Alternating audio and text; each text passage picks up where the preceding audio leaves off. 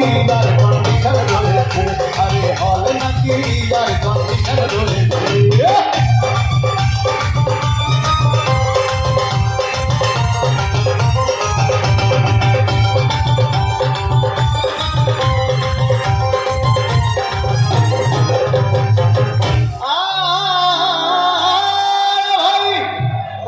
গল্পটা আমরা সবাই জানি, কিন্তু আজকে নতুন করে জানবো। ওকে, নতুন করে জানি। একদিন গেলাম সিনেমা দেখতে,